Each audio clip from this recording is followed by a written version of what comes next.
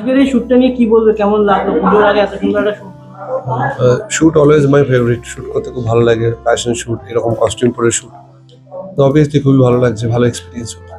আর আজকে নেহার সাথে এত সুন্দরভাবে আমরা রিলসও করতে দেখলাম শুটের সঙ্গে, তো সেটাও তো একটা মানে আজকে সানডে, এটাও তো একটা ভালো লাগা। হ্যাঁ অবভিয়াসলি, তুমি কোশ্চেন করনি বলে আমি বলিনি। তো অবভিয়াসলি নেহার সঙ্গে অনেকদিন পর শুট করলাম, বেশ ভালো লাগলো, বেশ মজা করলাম।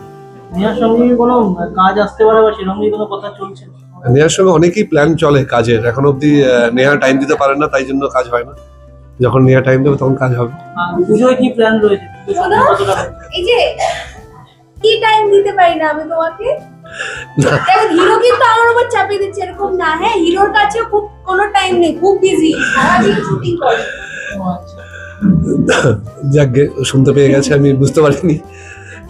কি প্ল্যান রয়েছে? পুজোর প্ল্যান বলতে, পুজোতে আমি কলকাতায় থাকি না, ন্যাচারালি কলকাতার বাইরে চলে যাই, আমার ভিড় একদম পছন্দ না। তো ওই কারণে কলকাতায় কোথাও বাইরে চলে যাবো, অন্য কোথায় যাবো, কিন্তু এখনো প্ল্যানিং হয়নি। আর পুজোর শপিং? পুজোর শপিং আলাদা করে কিছু হয় না আমার, সারা বছরই শপিং চলতে থাকে, ওই জন্য তেমন কিছু আলাদা করে কিছু হয় না। আর পুজোর প্রেম? পুজোর প্রেম না, পুজোর প্রেম টেম আর কিছু নেই আপাতত। আর প্রেম টেমের ছোটবেলার কোনো মেমরি মনে পড়ে? ছোটবেলা অনেক মেমোরি মনে পড়ে, তোমার 2-3 ঘন্টা টাইম লাগবে বলতে, তো সেটা টাইম নেই। শর্ট অনেক আমার নস্টালজিয়া আছে।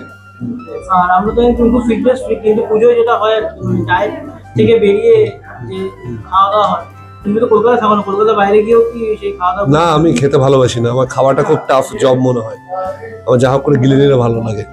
তো আমার তাই জন্য খাওয়াটা আমার কোনো জায়গায় ব্রেক হয় না, আমার খেলে কষ্ট হয়, তো যেটা কষ্ট হয় সেটা আমি করি না, তো এটাই।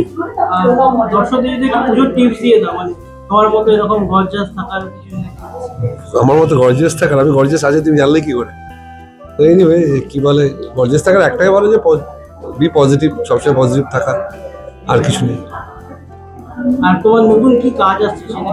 নতুন আমার একটা মিউজিক ভিডিও আসতে চলেছে পুজোর পর, সেটা লঞ্চ হবে, সেটা নিয়ে আই এম ভেরি এক্সাইটেড। খুব যত্ন করে নিজের কাজটা করেছি, দেখা যাক দর্শকের সামনে যখন আসবে সবাই কি বলে।